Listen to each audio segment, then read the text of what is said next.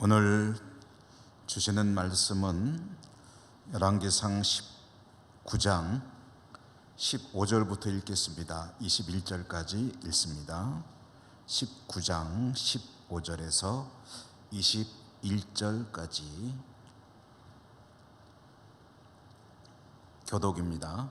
여호와께서 그에게 이르시되 너는 내 길을 돌이켜 광야를 통하여 다메섹에 가서 이르거든 하사엘에게 기름을 부어 아람의 왕이 되게 하고 너는 또 님시의 아들 예후에게 기름을 부어 이스라엘의 왕이 되게 하고 또 아벨 무홀라 사밧의 아들 엘리사에게 기름을 부어 너를 대신하여 선지자가 되게 하라. 하사엘을 칼을 피하는 자를 예후가 죽일 것이요 예후의 칼을 피하는 자를 엘리사가 죽이리라. 그러나 내가 이스라엘 가운데 7,000명을 남기리니 다 바알에게 무릎을 꿇지 아니하고 다 바알에게 입맞추지 아니한 자니라. 엘리야가 거기서 떠나 사밧의 아들 엘리사를 만나니 그가 12겨릿소를 앞세우고 밭을 가는데 자기는 12째 겨릿소와 함께 있더라. 엘리야가 그리로 건너가서 겉옷을 그의 위에 던졌더니 그가 소를 버리고 엘리야에게로 달려가서 이르되 청하건대 나를 내 부모와 입맞추게 하소서. 그리한 후에 내가 당신을 따르리이다. 엘리야가 그에게 이르되 돌아가라. 내가 내게 어떻게 행하였느냐 하니라. 엘리사가 그를 떠나 돌아가서 한 겨릿 소를 가져다가 잡고 소의 기구를 불살라 그 고기를 삶아 백성에게 주어 먹게 하고 일어나 엘리야를 따르며 수종 들었더라. 아멘. 오늘 열왕기상 읽기 오늘은 이제 32번째로 19장 말씀 읽었는데요. 이 말씀의 은혜가 여러분 가운데 풍성하게 임하시기를 바랍니다.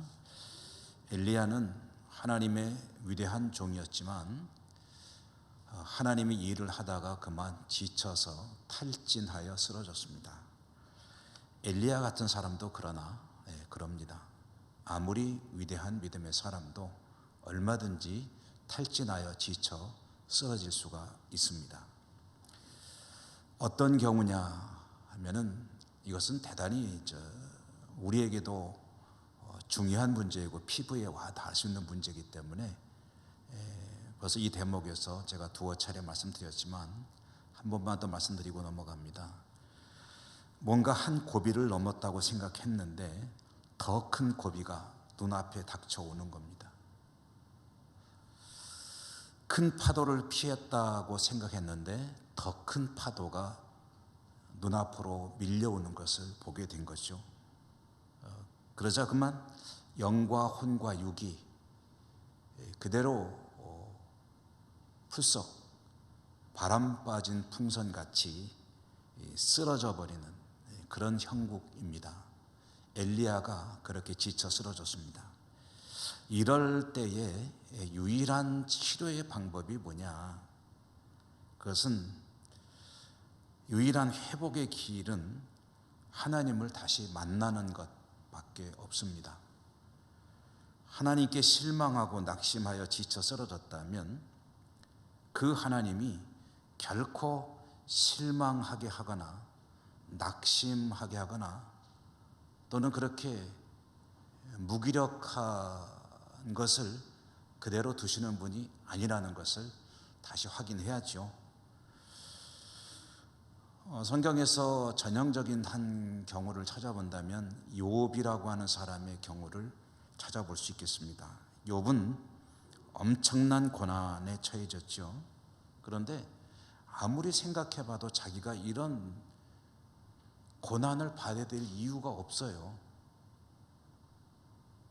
내가 왜 도대체 이 틀림없이 하나님의 징계인 것 같은데 아무리 손으로 꼽아보고 생각해보고 또 생각해봐도 이런 일이 나에게 일어날 이유가 없는데 왜 그러는가 하고 생각하다가 나중에는 그 생각 끝에 속에서 이제 막 끓어오르죠. 그래서 하나님께 막 따지고 덤벼드는 그런 상황까지 갑니다. 도대체 왜 이럽니까? 하나님께 한번 재판이라도 해봅시다 라고 따질 정도로 당돌하게 대드는 그런 모습을 욥기를 읽으면 볼 수가 있는데요. 그렇게 한참 하나님께 따지듯이 덤벼들던 욥을 하나님이 찾아오셔서 만나죠. 그런데 욥이 하나님을 대면하자, 그리고 하나님께서 말씀을 하시자, 그때 욥이 하나님께 내어놓는 말씀이 뭐냐 하면은 욥기 42장에 5절 6절에 그 말씀이 나오는데요. 아주 성경을 좀 많이 읽은 분들은 유명하게 알고 있고 또 자주 묵상하는 말씀 중에 하나인데, 욥이 이렇게 말을 하죠. 내가 죽게 대하여 귀로 듣기만 하였사오나 이제는 눈으로 주를 배움나이다. 그러므로 내가 스스로 거두어 드리고 티끌과 재 가운데 회개하나이다.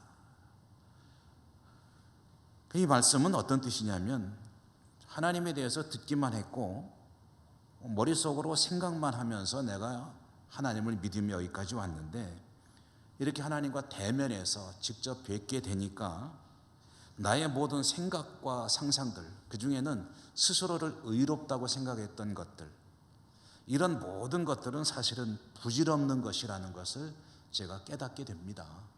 그리고 인생은 하나님 앞에 할 일이라는 것이 그저 오직 회개할 것밖에 없다는 것을 절실하게 깨닫습니다. 그런 의미로 하나님께 이제 말씀을 드립니다. 말하자면은 하나님과 인간과의 관계란 어떤 것이냐 하는 것을 욥이 제대로 알게 됐다는 거죠. 하나님을 만나는 순간 하나님께는 오류가 없다는 것을 구구절절 설명을 들어서 하는 게 아니라 저절로 알게 되는 겁니다. 그리고 모든 문제는 자신에게 있다는 것을 깨닫게 되는 거죠. 엘리야는 지쳐 있었지만, 그러나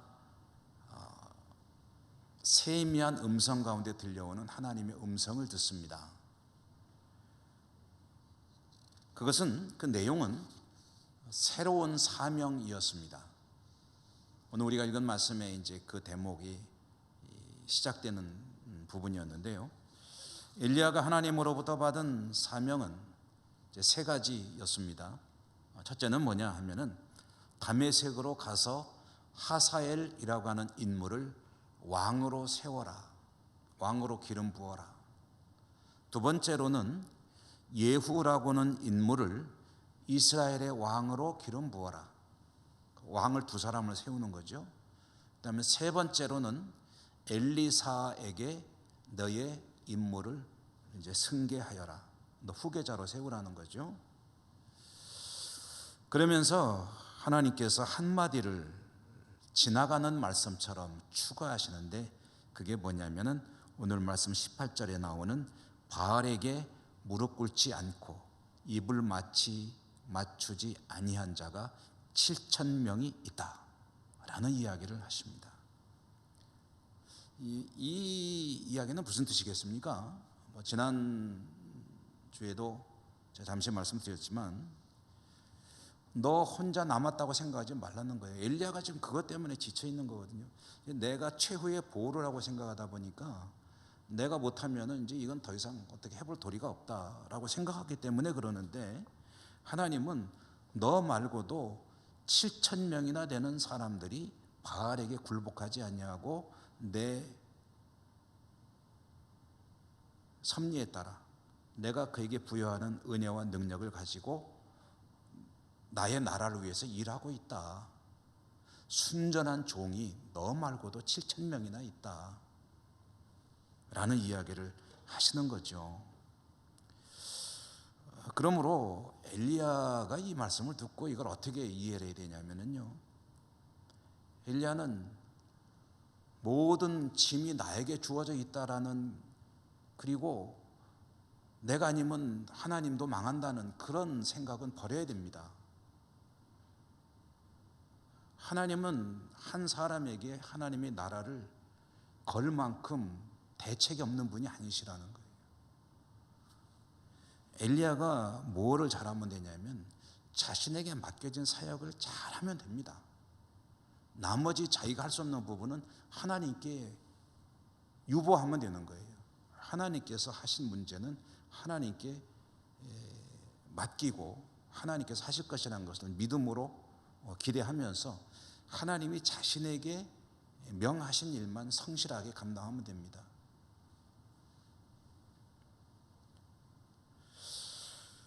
하나님께서 엘리야를 만나셨죠. 그때 바람 가운데서 나타나지 않으시고 불 가운데서 나타나지 않으시고 지진 가운데서 나타나지 않으셨다는 것은 그 당시 엘리야가 알고 있던 모든 상식적인 하나님의 나타나시는 그 현상이 아니었다는 것을 말합니다. 그리고 오히려 가장 아닐 것 같은 세미한 음성 가운데 하나님이 찾아오셨다. 갈멜산에서 450명의 바알의 선지자들과 대결할 때 하나님은 자신을 뭐로 드러내셨습니까? 불로 드러내셨죠. 불로 자신을 드러내셨는데 이 호렙산에서 엘리야를 만나 주실 때는 불로 나타나지 않으셨고요. 세미한 음성 가운데 나타나셨다. 이것은 하나님을 만나는 어떤 그 통로가 인간의 생각 가운데 제한되지 않는다는 것을 보여주는 아주 전형적인 그런 대목이죠. 하나님은 천지가 개벽하는 듯한 두려운 상황 속에서도 나타나실 수도 있습니다. 그러나 아주 은밀한 음성, 귀를 기울여서 집중하지 않으면 듣지 못할 지나가는 것 같은 아주 잔잔한 바람결 같은 그런 소리들 가운데서도 하나님은 다가오실 수 있는 것이다. 중요한 것은 그런 세미한 음성 가운데서 하나님의 음성을 알아듣고 그것으로 인해서 자신의 사명을 깨닫고 하나님 앞에 합당한 믿음으로 살아가는 것, 하나님과의 소통을 이루는 것, 그것이 정말 중요한 것이죠. 성도에게 있어서 하나님과 교통하는 가장 전형적인, 가장 대표적인 그런 소통의 통로는 예배 현장입니다. 이 예배 현장에서 하나님은 말씀 사역자를 통해서 하나님께서 전하실 말씀을 들려주십니다. 그런데 이 말씀을 들을 때에 사실 듣는 이들의 귀는 다양합니다. 어떤 분들은 아주 잘 들을 수도 있고 어떤 분들은 거의 못 들을 수도 있죠. 근데 어떤 설교자를 통해서 어떤 말씀을 전해지든지 간에 하나님께서 주시는 말씀을 잘 들을 수 있는 그런 귀가 참으로 복이 있죠. 들을 귀 있는 자는 복되다. 앞에서 아주 설교를 재미있게 하는 부흥사가 설교를 하든 아니면 성경을 아주 그냥 조목조목 따지는 그런 설교자가 설교를 하든 아니면은 어떤 이야기를 풀어주듯이 이야기 말씀을 전하는 설교자가 하든 아니면 조금은 재미없고 딱딱해서 지루한 설교자가 설교를 하든 어떤 설교자가 설교를 하든 그것이 만약에 엉뚱한 소리가 아니고 하나님께서 그를 통해서 하나님 말씀을 전하고자 하는 것을 성실하게 전하기만 한다면 그러면 그 속에 들어있는 하나님 음성을 들을 수 있는 그런 귀를 가진 성도가 참으로 복이 있다. 나는 불같은 메시지 아니면 아니야. 막 흔들어대는 지진이 나는 것 같은 그런 능력 있는 폭풍이 몰아치는 것 같은 그런 말씀의 선포 현장을 가장 은혜롭고 막 가슴이 뜨거워지는 거라고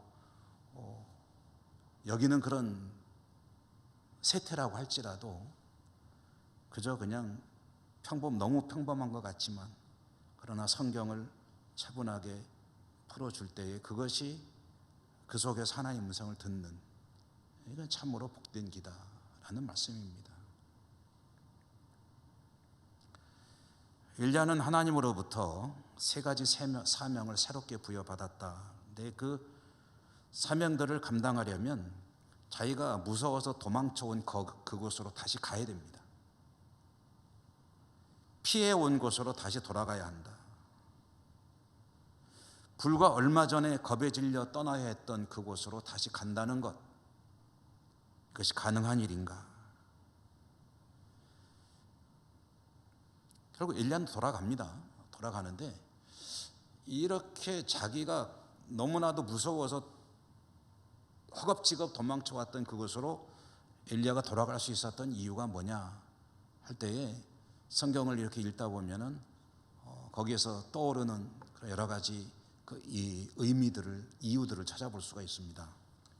그것은 우선 하나님께서 주신 사명을 통해서 엘리야가 깨닫는 바가 있습니다. 세 가지 사명을 주었다고 그랬죠. 첫째로는 뭐냐면 너는 다메섹으로 가서 하사엘이라고 하는 사람에게 기름 부어 그를 왕으로 세우라는 거예요. 왕으로 기름 부어라. 이거 무슨 소리냐? 다메섹으로 가라고 했죠. 다메섹이 어디입니까? 다메섹은 이스라엘이 아닙니다. 이스라엘이 이렇게 지도를 보면 이스라엘이 이렇게 있으면 이스라엘의 위쪽으로는 오늘날로 치면은 레바논과 시리아가 있습니다. 옛날로 치면은 레바논은 두로와 시돈이고 이 시리아는 아람이라고 하는 나라입니다. 이 아람이라고 하는 나라의 가장 주요 도시가 바로 이 다메섹입니다. 오늘날에는 다마스커스라고 하죠. 이 다메섹으로 가서 하사엘을 왕으로 세우라라는 이야기는 무슨 뜻이냐면은 아람이라고 하는 나라의 왕을 네가 세우라는 뜻이에요. 그럼 도대체 이게 무슨 소리겠습니까?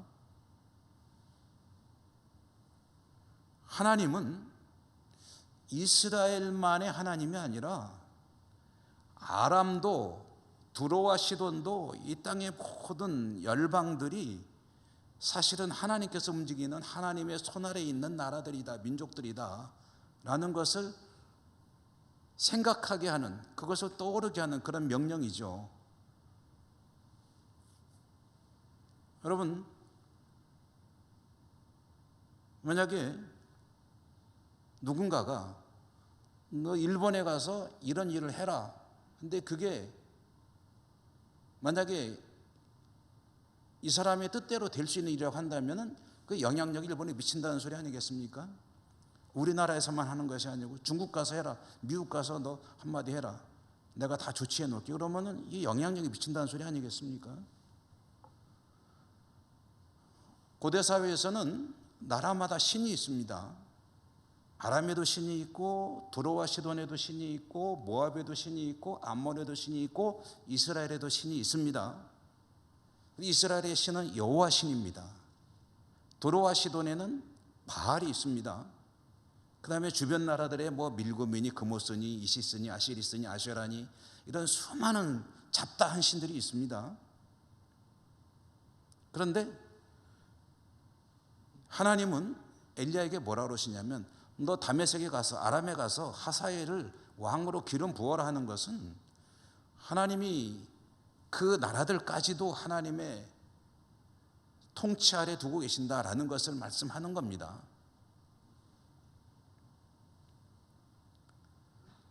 이것은 엘리야에게는 하나님이 어떤 분이신지를 다시 한번 생각하고 힘을 내게 하는 그런 말씀이 아닐 수가 없죠. 둘째는 예후를 이스라엘의 왕으로 기름 부으라 라고 했습니다. 이건 또 무슨 소리겠습니까? 첫 번째 명령과 비슷한 논리로 이해할 수 있습니다.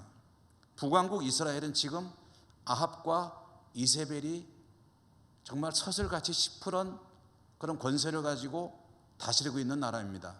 그 이세벨의 한마디에 엘리야는 기가 죽어가지고 겁에 질려서 여기까지 도망쳐 왔습니다. 그런데 하나님께서 하시는 말씀이 너 이스라엘로 가서 예후에게 기름 부어서 왕으로 세워라 라는 얘기는 무슨 뜻이겠습니까? 아합이고 이세벨이고 다 필요 없다. 내가 그 사람들의 통치를 이제 끝낼 거다. 예후를 아합을 죽이고 이세벨을 죽이고 예후를 새로 왕으로 세울 거야. 그러니까 너 가서 예후에게 기름 부어. 엘리야는 이세벨의 한마디에 겁을 집어먹고 도망쳐 왔지만 이세벨이라고 하는 인물에 대해서 하나님의 종이 겁을 먹을 이유가 없다는 거예요. 하나님이 눌러놓으면은 다른 사람을 왕으로 세우면은 그러면 그는 그저 그냥 역사 속으로 사라져버릴 인물에 불과한 것인데, 엘리야는 하나님을 보지 못하고 이세벨의 한마디에 그저 겁에 질려가지고 도주하는 신세가 되었으니 사실 얼마나 처량하고 불쌍합니까? 두려워할 것은 하나님이지 사람이 아니다.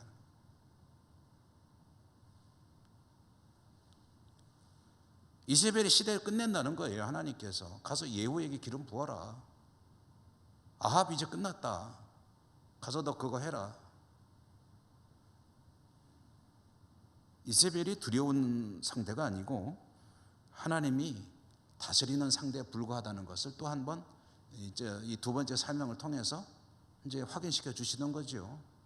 그 의미를 안다면은 이세벨을 겁낼 필요 없다. 하나님이 이제 끝장내신대 라고 힘을 내서 갈 수 있는 거죠. 또 세 번째로는 엘리사를 선지자로 세우라고 했습니다. 이것도 또한 엘리야에게는 상당히 반가운 소식이죠. 어쨌든 엘리야는 많이 지쳐 있습니다.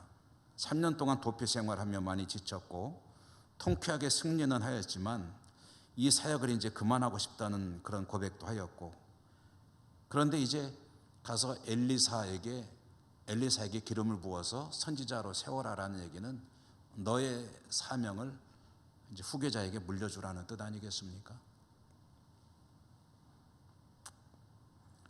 이제 그만하고 싶은데요 라고 말했던 엘리야, 그래 너 그동안 수고 많았다. 이제 그만 쉬고 엘리사에게 너의 사명들을 물려주어라 라고 하는 하나님의 말씀을 들은 겁니다. 이렇게 새로 부여된 사명들을 의미를 만약에 새겨서 그 뜻을 알게 속에 들어있는 그런 내용들을 깨닫게 된다면 다시 도망쳐왔던 그 자리, 무서워서 피했던 그 자리로 돌아갈 수 있는 용기와 힘을 낼 수가 있게 되죠. 그런데 사실 이러한 사명의 내용들도 중요하지만 엘리야가 다시 그래도 돌아갈 수 있는 어쩌면 가장 중요할 그런 의미도 있습니다.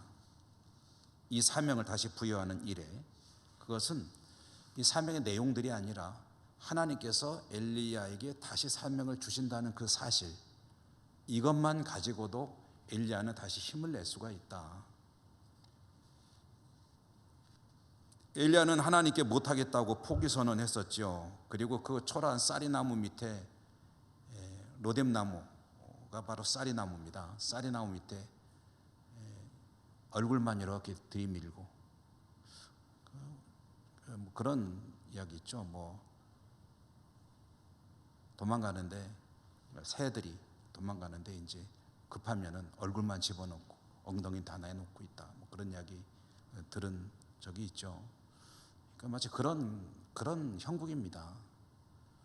가다가 지쳐가지고 얼굴만 쌀이더미 속에 집어넣고 이제 죽겠습니다. 나 못하겠습니다. 하고 넘어져 있는 그 엘리야의 모습은 정말 초라하게 짝이 없는 거거든요. 차라리 죽으면 죽었지 못하겠습니다 라고 했던 그 엘리야, 얼마나 창피한 모습입니까? 얼굴을 들 수 없을 정도로 창피했을 터인데 하나님께서 그를 다시 회복시키실 뿐 아니라 사명을 다시 주신다는 것,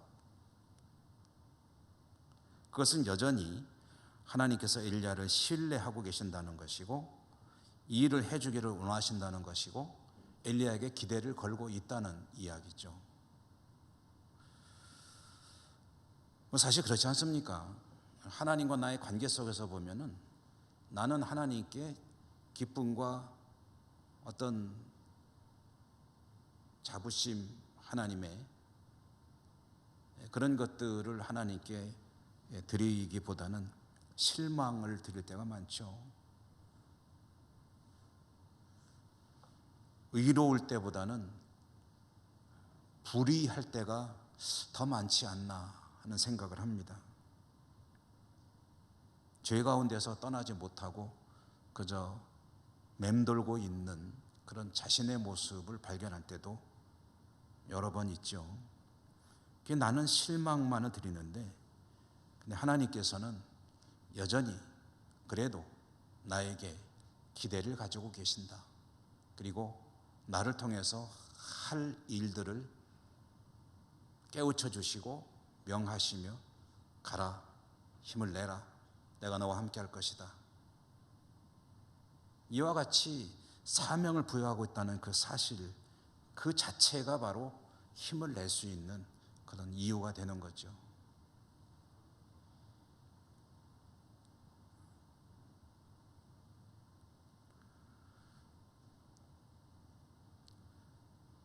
목회를 하면서 우리 성도님들을 많이 이제 대하게 되잖아요. 저는 우리 예천교회도 물론 이제 오래되었지만 먼저 교회에서도 목회를 오래 했었고 그리고 주의 일을 나름대로 한다고 했던 그 기억들을 돌아보면은 많은 하나님의 일을 하시는 분들을 보게 되는데 그 중에는 하나님의 일을 참 즐거운 마음으로 하는 분들도 계시고 또 아주 힘겨워하는 분들도 사실 없지 않아 있는 것이 사실입니다. 그런데 하나님의 일을 하나님께서 뭔가 일을 맡길 때 그 일을 즐거운 마음으로 맡는 분들이 계신가 하면 부담스럽고 안 하고 싶어하고 어떻게든 피하고 싶어하는 직분을 피하고 싶어하고 어떤 직책을 피하고 싶어하고 부담스럽다고 좀 회피하려고 하는 그런 분들이 사실 많지는 않아요. 많지는 않은데 가끔 있는데 저는 그런 분들에게 이런 말씀을 한번 드리고 싶습니다. 하나님이 나에게 기대를 갖고 계시고 내가 그 일을 해주기를 바라시는 마음으로 그 일을 맡기시고 사명을 주신다라고 생각해도 그렇게 부담스럽기만 하고 힘들기만 하고 피하고 싶기만 할 것 같은가? 하나님이 나에게 기대를 갖고 계시고 그 이야기를 꺼냈다고 생각하셔도 그럴 것인가?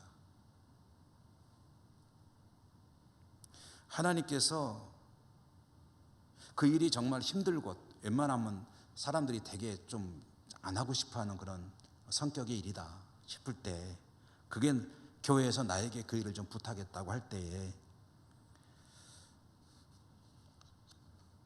힘들고 빛이 안 나며 굳은 일일수록 하나님께서 나에게 특별히 그 일을 맡기시는 것은 나를 가장 신뢰하고 기대가 크시기 때문에 그 일을 맡기는 것이다 라고 생각해 보면 어떻겠느냐. 제가 지금 말씀을 전하면서 어떤 분하고도 눈을 마주치지 않으려고 합니다. 왜냐하면 눈을 마주치면 가끔 피드백이 있어요. 왜 나보고 그런 소리 하냐고. 목사님 그 설교할 때 왜 나 쳐다보고 있냐고. 그래서 저 위에 쳐다보고 위에도 계시네. 그럼 여기만 보고 하겠습니다. 힘들고 빛이 안 나요. 굳은 일이에요. 그래서 아무도 사실은 하고 싶어 하지 않는 일이에요. 근데 그 일을 나에게 부탁했을 때 그때 그렇게 하나님이 내가 그렇게 정말 편하신가? 하나님이 나밖에 사람이 없다고 생각하시나? 나에 대한 기대가 그렇게 크신가? 라는 차원에서 생각해 보면 어떻겠느냐는 겁니다. 마태복음의 달란트 비유는 정말 다양한 의미로 해석을 할 수가 있습니다. 주인이 멀리 가면서 세 사람의 종에게 5달란트, 2달란트, 1달란트 주잖아요. 근데 주인은 어떤 기준으로 이 세 사람의 종에게 차등 대우를 했을까요? 왜 이 사람에게는 5달란트를 주고 왜 이 사람에게는 1개만 준 것일까요? 이렇게 한번 질문을 바꿔볼까요? 5달란트 준 게 반드시 좋은 거냐?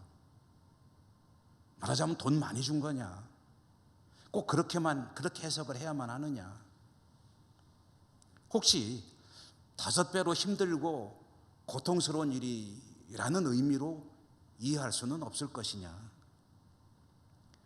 5배나 힘들고 부담스럽고 지칠 수 있는 그런 짐을 맡겼는데 더 많은 그런 짐을 지었음에도 불구하고 그 일을 넉넉히 감당했을 뿐 아니라 많은 열매를 맺어서 주인이 돌아왔을 때 돌려드렸는데, 그러면 주인의 입장에서 얼마나 고맙겠습니까? 그런데 다른 종들보다 비교적 적은 집, 너는 이 정도만 해줘도 고맙겠다 라고 좀 비교적 수월한 일을 맡겼는데도 불구하고 그것마저 제대로 감당하지 않고 그대로 방치해뒀다가 주인이 돌아왔을 때 그 일하다가 뭐 잘못될까 봐 가만히 있었는데요 라고 말한다면 그건 어떻겠느냐, 그런 이야기입니다. 엘리야의 입장에서 자기는 완전히 그냥 자기 모든 민낯을 드러낸 거예요. 나 이제 못해요. 안 할랍니다. 하나님 나한테 더 이상 일 시키지 마시오. 나 할 만큼 했소이다. 이제 더 이상 한다 그러면 차라리 나 죽으려고 라고 말을 해서 자기 모든 속까지 다 드러내 버렸는데, 하나님이 시침이 뚝 떼시고 너 가서 이것도 하고 이것도 하고 이것도 해라. 너 거기서 무섭다고 도망쳐온 그곳으로 다시 돌아가라 라고 말씀하신다는 것은, 그렇게 정말 형편없는 모습을 보였지만 하나님은 그것은 그냥 덮어두시고 엘리야에게 여전히 기대를 하고 계시고 사명을 감당해 주기를 바라고 계신다. 이 사실을 한번 생각하면은요, 얼마나 그게 힘이 나고 사실 용기가 되는 일인지 모릅니다.